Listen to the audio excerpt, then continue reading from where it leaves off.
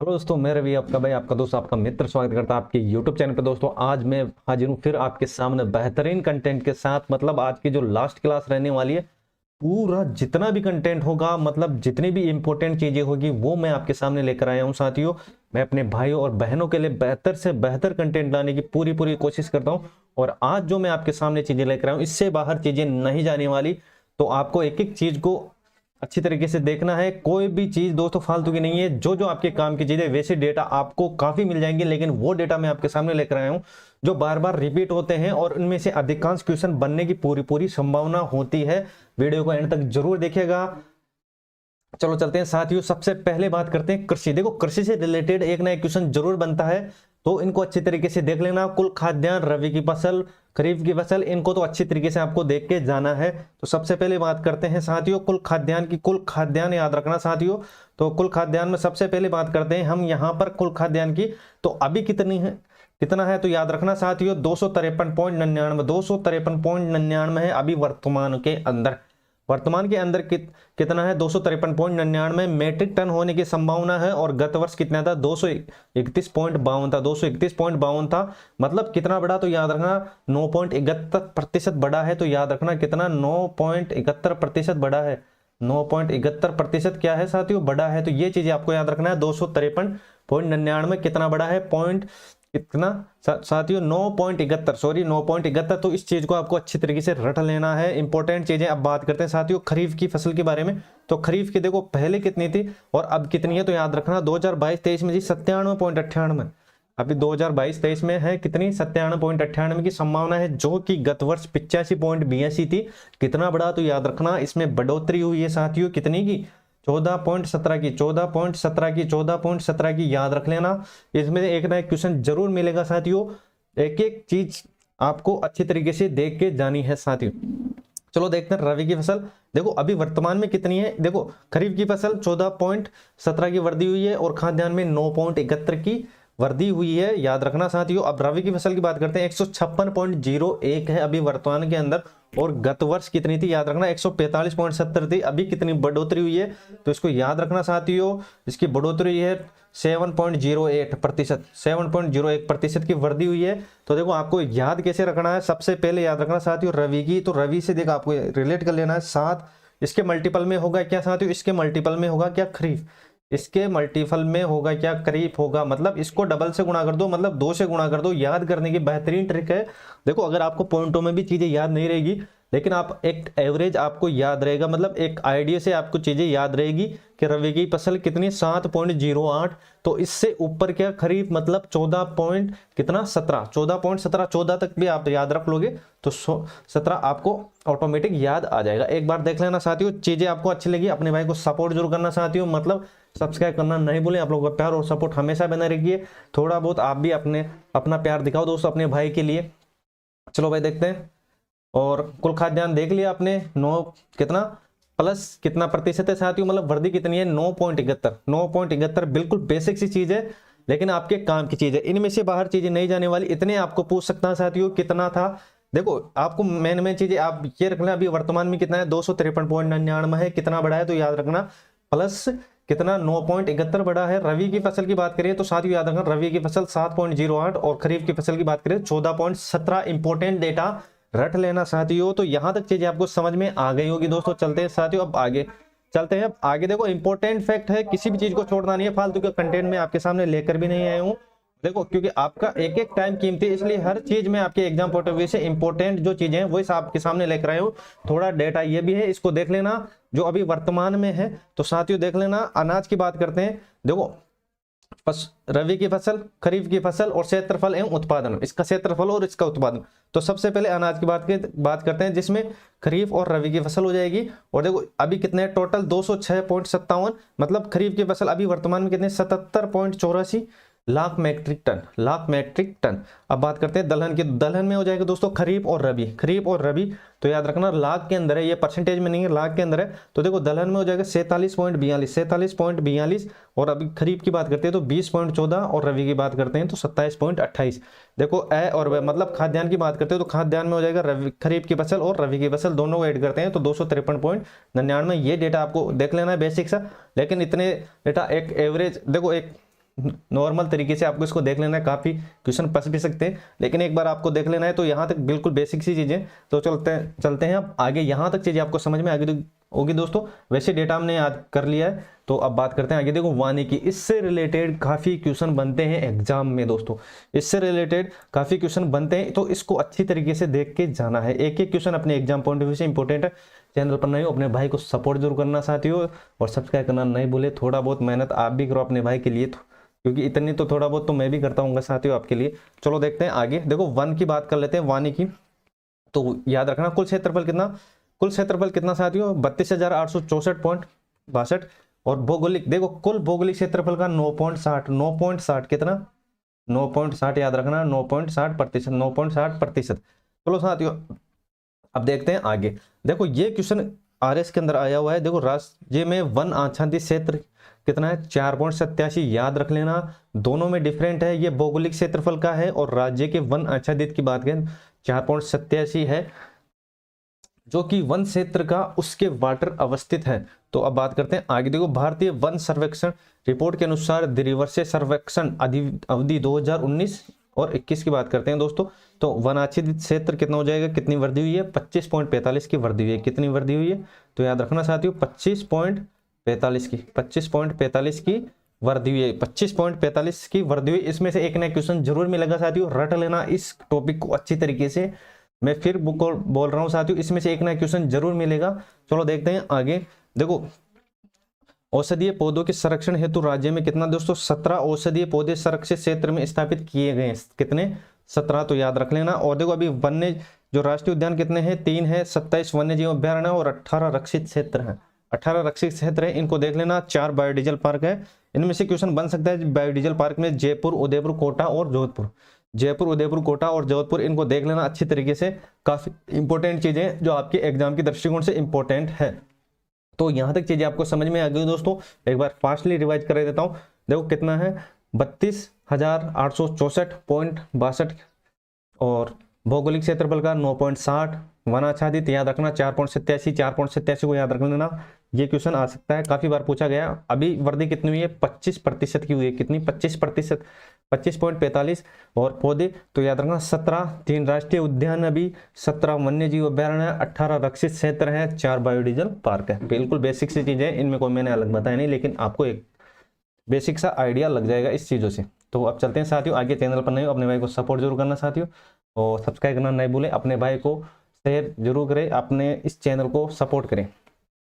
चलो भाई, राजस्थान में खनिज संसाधन इसके बारे में भी एक ना एक क्वेश्चन जरूर मिलता है, क्योंकि इंपॉर्टेंट चीजें हैं। तो एक एक चीज को हम बिल्कुल बेसिक से लेवल से पढ़ेंगे। देखो राजस्थान में उत्पादित 81 के खनिजों के भंडार, 81 खनिजों के भंडार है, जिसमें 58 खनिजों का खनन होता है। कितने का, 58 का। इसको याद रख लेना, कितने का होता है, 58 का होता है। और धात्विक खनिज कुल कितनी है, 17 है। धात्विक खनिज कितनी है, 17, जिसमें राजस्थान में एकमात्र उत्पादित होता है सीसा जस्ता तथा अग्रणी उत्पादन चांदी में। एक तो सीसा जस्ता और चांदी के अंदर, सीसा जस्ता और चांदी के अंदर। अधात्विक की बात करते हैं, कुल 39 खनिज है, और जिसमें राजस्थान में एकमात्र सेलेनाइट, वोलेनाइट का होता है। और साथ ही दोस्तों cement grade, steel grade, limestone Rajasthan में अग्रणी उत्पादन है। तो ये चीजें आपको याद रखनी है, और यहाँ से बेसिक चीजें और इंपॉर्टेंट चीजें कौन सी निकल कर आपके सामने आने वाली है, चलो देखते हैं साथियों। तो चलो ये चीजें आपको ध्यान में रखनी है। तो चलो भाई, देखो ईंधन खनिज में कच्चा तेल दूसरा सबसे बड़ा उत्पादन हो जाएगा। कौन सा, राजस्थान हो जाएगा। गौण खनिजों में मार्बल, ग्रेनाइट, सैंड स्टोन उत्पादन में अग्रणी स्थान है। ये चीजें आपको रट लेनी है। चलते हैं साथियों अब आगे। चलो भाई, राजस्थान निवेश प्रोत्साहन योजना 2022, राजस्थान निवेश प्रोत्साहन योजना। देखो इसकी डेट याद रख लेना, काफी इंपॉर्टेंट चीजें, लेकिन आपके काम के चाहिए तो याद रखना। देखो दिनांक हो जाएगी 7 अक्टूबर 2022, ये इंपॉर्टेंट डेट है। काफी बार इसमें सीधा क्वेश्चन पूछ लिए गए हैं। उद्देश्य की बात करते हैं, तो उद्देश्य हो जाएगा तीव्र, स्थायी व संतुलित औद्योगिक विकास के लिए निवेश प्रोत्साहन के लिए प्रमुख संस्था निवेश का सर्वधन और ब्यूरो। बेसिक सी चीजें, लेकिन आपके काम के, इनको देखो तो देख लो दोस्तों, लेकिन इसकी डेट को आपको याद रख लेना है। विनिर्माण और सेवा क्षेत्र का कितना, 15% ये कवर करता है। कितना प्रतिशत, 15%। अब बात करें राजस्थान में औद्योगिक विकास व विनियोजित निगम लिमिटेड, रिक्को, 2022-23 में 8 नए औद्योगिक क्षेत्र का विकास किया गया है। इन 8 नई औद्योगिक क्षेत्र को आपको याद रखना है। देखो अगर मैं रिक्को की बात करता हूं तो रिक्को की जब स्थापना हुई थी, रिक्को की स्थापना हुई थी साथियों 1980 में। और राज सिक्कों की अगर बात करता हूं साथियों, बिल्कुल बेसिक सी चीजें आपको देख लेने एक बार, 1961 और राजकौन तो याद रखना राजकौन हो जाएगा 1978। इनको आपको देख लेना, काफी बार पूछा गया है कि रिक्को की स्थापना कब हुई है, राज सिक्कों की कब हुई है, राजकौन की कब हुई है। तो बेसिक सी चीजें हैं लेकिन आपके काम की चीजें, कभी कभी छोटे छोटे क्वेश्चन भी आपको दोस्तों एग्जाम में काफी हेल्प करने वाले हैं। तो अब बात करते हैं आगे।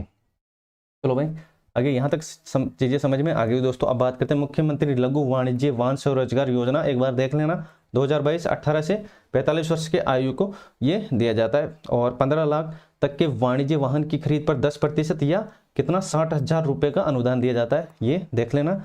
भीमराव अंबेडकर दलित आदिवासी उद्यम प्रोत्साहन योजना 2022, उद्देश्य क्या है? देखो राज्य के गैर कृषि क्षेत्र के विकास में अनुसूचित जाति व अनुसूचित जनजाति वर्गों की प्रभावी भागीदारी सुनिश्चित करना, उनकी भागीदारी को सुनिश्चित करना, बिल्कुल बेसिक सी चीज है तो आपको ये देख लेना है। चलो भाई नेक्स्ट, तो अब बात करते हैं, देखो इनमें अनुदान की बात कर लेते हैं। तो देखो कितनी राशि पर कितना प्रतिशत दिया जाता है इस योजना के तहत। SC/ST की बात करते हैं, उद्यमी को 25 लाख रुपए तक के ऋण पर 9% और 25 लाख के से 5 करोड़ तक के ऋण पर 7% दिया जाता है और 5 करोड़ से 10 करोड़ तक के ऋण पर 6% दिया जाता है। ये आपको याद रख लेना है, मतलब 9-7-6 याद रख लेना, 9-7-6, 9%, 7% और 6%, 9%, 7% और 6%, 9-7-6, तो ये आपको याद रखना 9-7-6, 2-3 बार बोलना, आपको अच्छी तरीके से याद हो जाएगा। चलो देखते हैं अब आगे, यहाँ तक चीजें आपको समझ में आ गई होगी दोस्तों। चैनल पर नहीं है वही बात बोलता हूँ, अपने भाई को सपोर्ट जरूर करें। आप लोगों की सपोर्ट की मुझे जरूरत है दोस्तों, क्योंकि आप लोगों का प्यार और सपोर्ट ही मेरी ताकत है। तो चलो चलते हैं अब आगे। देखो निर्यात की बात करते हैं, नीति आयोग द्वारा राज्य निर्यात तैयारी सूचकांक 2021 की बात करें, राजस्थान कौन सी रैंक है? तो राजस्थान इसके अंदर 11वीं रैंक पर है। राजस्थान इसके अंदर 11वीं रैंक पे। अब बात करते हैं, तो वो निर्यात कितनी वस्तु निर्यात करता है, और ये क्रम आपको याद रखना है। शीर्ष 5 वस्तुएं हैं इसके अंदर, इसमें इंजीनियर है, वस्तुएं, कपड़ा, धातुएं, हस्तशिल्प और वस्तुएं और रासायनिक एवं समृद्ध है, जिनका राज्य में होने वाली निर्यात का 60% इनका योगदान है। देखो ये क्रमवाई इनका योगदान कितना 60% है। एक एक चीज को क्रमवाई आपको याद करना है और बिल्कुल बेसिक से मैं याद करवा दूंगा साथियों। चैनल पर नहीं हो अपने भाई को सपोर्ट जरूर करना साथियों। देखो वित्तीय वर्ष 2021-22 की बात करता हूं, तो ये जो दोस्तों आंकड़े हैं ये आपको याद रखना है, 71,999.72 करोड़ रुपए, 71,999.72 करोड़ रुपए हुआ है। 2021-22 की बात हो रही है। तो शीर्ष वस्तु की बात करता हूं, तो सबसे पहले नंबर पर आ जाएगी इंजीनियरिंग, सबसे पहले नंबर पर आ जाएगी साथियों इंजीनियरिंग आ जाएगी। दूसरे नंबर पर हो जाएगी कौन? कपड़ा हो जाएगी। थोड़ा इसको मैं जूम कर लेता हूं, आपको देखने में थोड़ा आसानी रहे। चलो भाई, तो पहले नंबर पर कौन हो जाएगा? पहले नंबर पर हो जाएगा कौन? इंजीनियर हो जाएगा, इंजीनियरिंग हो जाएगी। और दूसरे नंबर पर कपड़ा, तीसरे नंबर पर हो जाएगी धातुएं, चौथे नंबर पर हस्तशिल्प हो जाएंगे और पांचवें नंबर पर हो जाएगा रासायनिक उत्पादन। अब देखो इनका परसेंटेज आपको याद करो या नहीं करो, लेकिन ये क्रम आपको याद कर लेना है। क्रम काफी इंपॉर्टेंट वेरी करता है इसके अंदर। तो देखो इसको रटने की जरूरत नहीं है, सीधा सीधा मैं इसके अंदर एक बेसिक ट्रिक है, तो याद रखना एक तो याद रखना एक कपड़ा, तो मैं इसको रिलेट करके ही आपको बता देता हूं। तो एक धातु है रसायन, एक धातु है रसायन, एक धातु है रसायन, बस ये चीजें आपको याद रखना है। आपको क्रम याद हो जाएगा। एक इसको ए से रिलेट कर लेना, इंजीनियर ए या ई, है ना। तो इंजीनियर कैसे? कपड़ा, दासु क्या हो जाएगा? धातु हो जाएगी, है से क्या हो जाएगा? शिल्प हो जाएगा, और रसायन से क्या हो जाएगा? रासायनिक उत्पादन हो जाएगा। बिल्कुल बेसिक सी चीजें दोस्तों, लेकिन आपको रटना नहीं है, इसको देख लेना, आपको बिल्कुल क्रम आपको बेसिक तरीके से याद हो जाएगा। चैनल पर नहीं हो अपने भाई को सपोर्ट जरूर करना। ये क्रम आपको अच्छी तरीके से देख लेना है। और ट्रिक कैसे लगी दोस्तों? चैनल पर नहीं हो तो अपने भाई को सपोर्ट जरूर करना साथियों। चलो साथियों अब बात करते हैं आगे। तो यहां तक चीजें आपको समझ में आ गई दोस्तों। अब बात करते हैं दोस्तों श्रम रोजगार राज्य सरकार द्वारा 28 जून 2022 को जो अधिसूचना जारी की गई थी, उसमें आपको देखना है कि न्यूनतम मजदूरी कितनी है 1 जुलाई 2021, 1 जुलाई 2021 से। तो अब बात करते हैं साथियों आगे। देखो अकुशल, अर्धकुशल, कुशल और उच्च कुशल, इसको मैं थोड़ा साइड में लिख देता हूँ, आपको देखने में आसानी रहे। तो ये हो जाएगा साथियों अकुशल। मैं थोड़ा इसको जूम भी कर देता हूँ। चलो चलो यहाँ तक समझ में आ गई चीजें। तो ये जो डेटा है आपको अच्छे तरीके से देख लेना है। अकुशल की बात करता हूँ साथियों, तो अकुशल हो जाएगा क्या, अकुशल हो जाएगा 259 रुपये, अर्धकुशल हो जाएगा 271, कुशल हो जाएगा 283, उच्च कुशल हो जाएगा 333, उच्च कुशल 333। तो अकुशल 259, अर्धकुशल 271, कुशल 283 और उच्च कुशल 333। तो इसको रट लेना है अच्छी तरीके से, अच्छी तरीके से रट लेना है। अर्धकुशल, अर्धकुशल जिसके आगे एक है तो वो होगा क्या, आधा। एक का क्या करना है, आधा। तो ऐसे याद कर लेना, जिसके आगे एक है मतलब 271, 271। और अकुशल, अकुशल, तो अकुशल देखो पहले क्या है, तो आप बोलोगे सर ए है, पहले क्या है ए, तो इसको 9 बना लेना, उसको 9 बना लेना। देखो रिलेट करके याद करोगे तो आपको चीजें बहुत अच्छी तरीके से और बहुत आसान वे में आपको याद होने वाली है।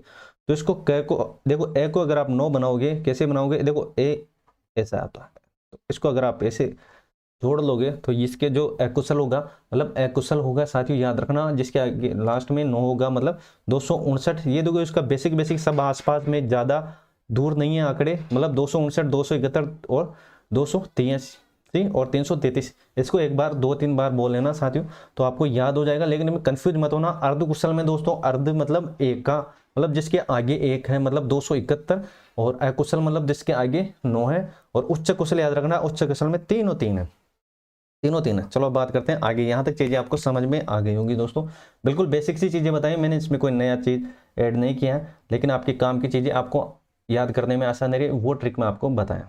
चलो और अब बात करते हैं ई श्रम की शुरुआत। ई श्रम की शुरुआत बात करते हैं साथियों, ई श्रम की शुरुआत। तो अब देखते हैं आगे। देखो ई श्रम, तो ई श्रम की पोर्टल की शुरुआत 2021 में असंगठित श्रमिकों को डेटाबेस तैयार करने के लिए किया गया है। अब बात करते हैं राजस्थान में औद्योगिक पार्क। औद्योगिक पार्क बात करते हैं साथियों, तो याद रखना इन औद्योगिक पार्कों में कभी काफी बार पूछ लिया जाता है।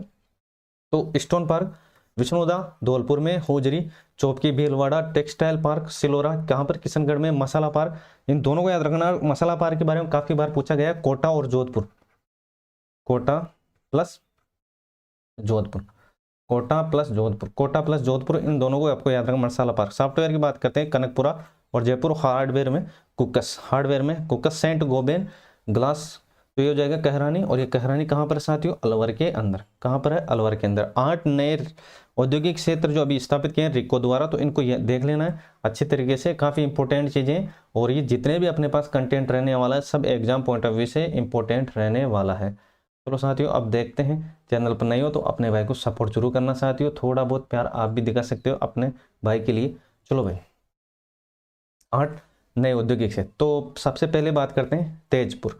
तेजपुर है चित्तौड़गढ़ में, केरवा है जैसलमेर के अंदर, खड़ियाल है, बोरनाड़ा और बोरनाड़ा पड़ता है जोधपुर में, गोल है नागौर के अंदर, बनियाना जैसलमेर और रामआसपुर कहाँ पर है, बांसवाड़ा के अंदर, चालिया है कहाँ पर, जोधपुर के अंदर, और हरसौर है कहाँ पर, नागौर के अंदर। देखो इतनी स्पीड लेने का काम ये है कि दोस्तों आपका जल्दी जल्दी जितना भी हो सके सारा रिवाइज हो सके और आपको एग्जाम में ज़्यादा से ज़्यादा स्कोर मिल सके। तो एग्रो फूड पार्क ये याद रख लेना, इंपॉर्टेंट है। एग्रो फूड पार्क के बारे में पूछा जाता है। सबसे पहले हो जाएगा बोरनाड़ा, फिर कोटा, फिर अलवर और श्री गंगानगर। देखो एक क्रम भी पूछ लिया जाता है, तो इस क्रम को आपको याद रख लेना है, इन क्रमों को भी आपको याद रखना है, इन क्रमों को भी याद रख लेना है।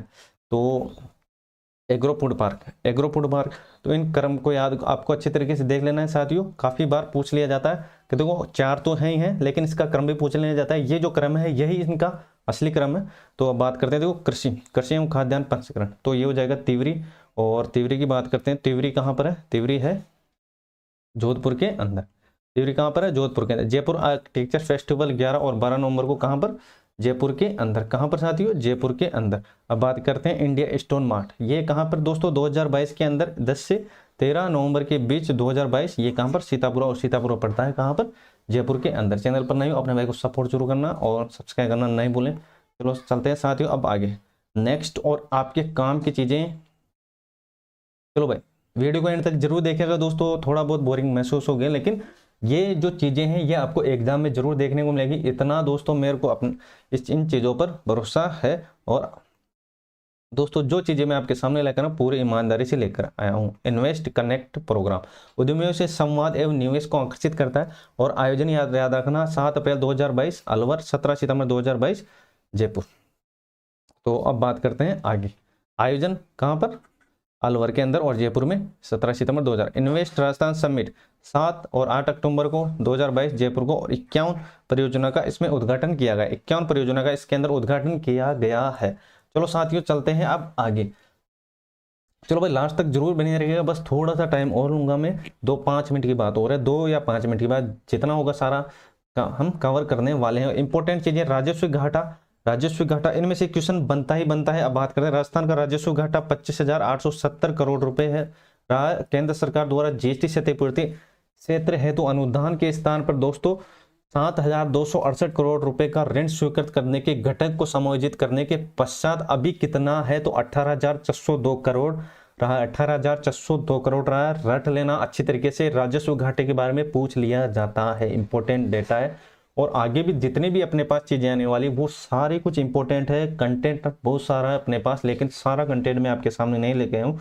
जो इंपॉर्टेंट है वही आपके सामने लेकर आया हूँ। चैनल पर नहीं हो तो बस ये कि ऐसा करता हूँ कि अपने भाई को सपोर्ट जरूर करना दिल से साथियों, अपने दोस्तों में शेयर करना और सब्सक्राइब करना नहीं भूले। चलो देखते हैं राजस्व घाटा। देखो 2021-22 से वास्तविक राजस्व घाटा 48,238 करोड़ रुपए, जो सकल घरेलू उत्पादन का जीएसडीपी का कितना है? 3.96% है। संशोधित 2021-22 की बात हो रही है तो राजकोषीय घाटा सकल राज्य घरेलू उत्पादन के प्रतिशत के रूप में 5.18% का अनुमान किया गया है। 5.18% का अनुमान किया गया है। ये चीजें आपको अच्छे तरीके से रट लेनी है।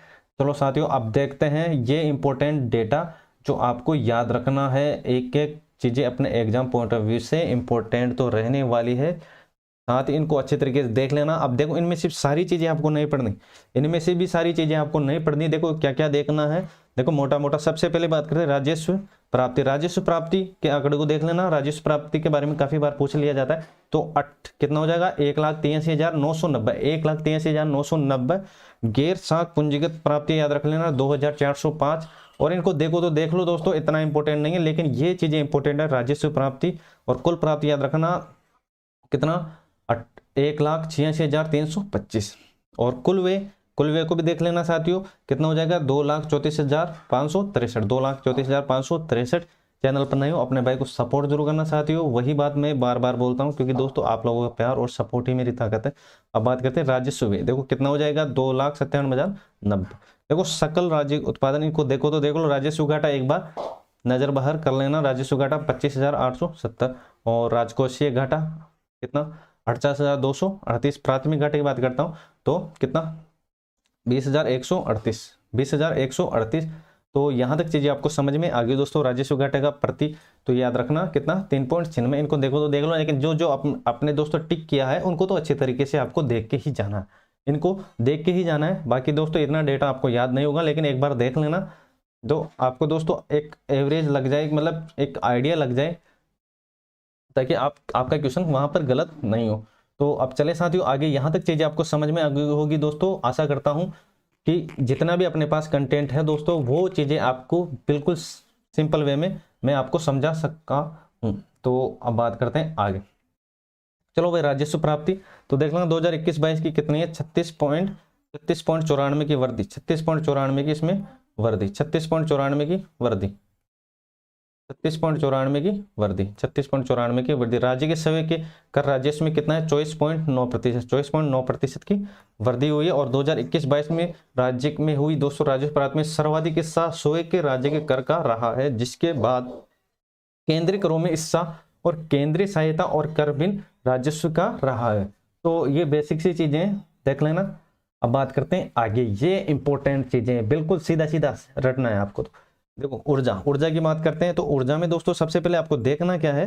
तो इसमें यह देखना है कि आपके काम की चीजें कौन कौन सी है। वैसे तो सारी ही चीजें काम की है, लेकिन एक बार देख लेना। ये इंपॉर्टेंट चीजें मैं आपके सामने इसलिए लेकर आया हूं कि इनमें से डायरेक्ट आपको क्वेश्चन मिलेंगे। ऊर्जा की बात हो रही है अभी, तो ऊर्जा में कौन कौन से डेटा है जो आपको सीधे सीधे रटने हैं। सीधे सीधे रटने हैं तो याद रखना साथियों, सबसे पहले जो इसकी जो क्षमता है ये आपको रट लेना है। कितना? 23,487.46, 23,487.46। तो याद रखना। देखो इसको रटोगे तो कैसे? देखो बिल्कुल बेसिक से, इसको रटने की जरूरत नहीं। तो ये 2, इसमें बढ़ाना कितना? 1। फिर आप बोलोगे सर इसमें 3 हो गया, इसमें 1 और बढ़ाना, तो आप बोलोगे सर 4 हो गया। अब क्या करना दोस्तों? 4 को क्या करना? डबल करना। डबल करके दोस्तों इसमें से 1 घटाना। बिल्कुल बेसिक सिंपल वे में मैं इस चीज़ों को आपको याद करवाया हूँ दोस्तों। आपको इसको चीज़ को रटने की जरूरत नहीं है, इस चीज़ को रटने की जरूरत नहीं है। तो याद रखना, पहले 2, उसको उसमें 1 बढ़ाया, फिर हो गया 3, फिर हो गया 4, उसका डबल किया 8, उसका 1 माइनस किया तो 7। तो बिल्कुल बेसिक सी चीज़ें, तो ये आपको याद रखना। इस ये क्वेश्चन आने की पूरी संभावना है। 2019 की याद करो तो ठीक है, नहीं तो कोई दिक्कत नहीं। 2022 में ऊर्जा की उपलब्धता कितने? 80 करोड़ यूनिट। और देखो वर्धी दर याद रख लेना 11.90%। देखो डेटा काफी है, लेकिन आपको एक बिल्कुल सिंपल वे में याद कराने वाला हूं। हार्ड डेटा कोई भी आपको याद करने की जरूरत नहीं है। जो आपके काम की चीजें वही आपको याद करनी है। बस आप लोगों का प्यार और सपोर्ट हमेशा बनाए रखिए। और वही बात मैं आपको बोलता रहता हूँ कि अपने भाई को सपोर्ट जरूर करिए साथी। अगर आपको चीजें अच्छी लगी और आपको दोस्तों कंटेंट आपको अच्छा लगा तो जरूर सब्सक्राइब करना अपनी ईमानदारी से। चलो भाई, सौर ऊर्जा ये याद रखना साथियों, सौर ऊर्जा क्षमता 142 गीगावाट है। 142 गीगावाट है सौर ऊर्जा क्षमता। याद रखना साथियों, 2011 के अंदर प्रथम सौर ऊर्जा नीति लगी थी। प्रथम सौर ऊर्जा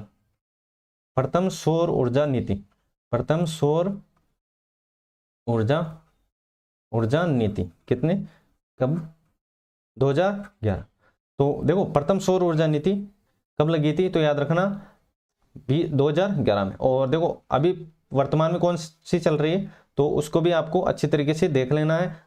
तो उसकी भी हम बात करने वाले हैं। तो अभी तक याद रखना प्रथम सौर ऊर्जा नीति 2011 में। देखो शुद्ध ऊर्जा उपयोग में वृद्धि, इसको देखो तो देख लो, इतना इंपॉर्टेंट भी नहीं है। चलो अब चलते हैं आगे। चलो भाई ऊर्जा, देखो सौर ऊर्जा नीति की हमने बात भी की है। अब बात करते हैं इसके दोस्तों जो अभी वर्तमान में कौन सी चल रही है नीति। चलो भाई, राजस्थान में सौर ऊर्जा नीति 2019 में जारी की गई थी। नवीनतम की बात हो रही है अभी, किसकी? नवीनतम की। तो नवीनतम आंकड़े तो आपको याद रखना ही रखना है। तो देखो सौर ऊर्जा नीति 2019, तो डेट भी याद रख लेना। डेट कब है? तो 18 दिसंबर साथियों, 18 दिसंबर।